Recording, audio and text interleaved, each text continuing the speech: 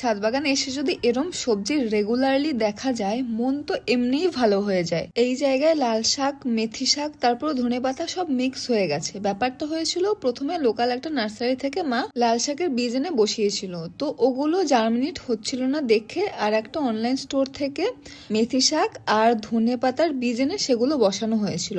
তো তারপরে দেখছি লাল শাক, মেথি শাক, ধনে শাক সব একবারে জার্মিনেট হওয়া স্টার্ট করেছে। তো আজ লাল শাকগুলো সব পুরো তুলে নেব আর মেথি শাক আর ধনে শাক ওপর থেকে এরম কেটে নেব। তারপরে কিছু সর্ষে বীজও মা বুনেছিল, যে সর্ষে গাছগুলো লম্বা হয়ে গেছে সেগুলো সব কেটে ফেলে শুধু পাতাগুলোই তুলে নিচ্ছে। আর এখানেও দেখো কিছু সর্ষে গাছ এখনো ছোট ছোট হয়ে আছে। আর এমন কোনো টব নেই যে মা আলু লাগায়নি এবার, আর তাতে এত আলু শাক হয়েছে আমরা তো দুদিন পর পর নিয়ে নিয়েই খাচ্ছি। তো ফাইনালি আজকের হারভেস্টিং এটুকুই ছিল। তো আজ আসি তাহলে, চলো টাটা।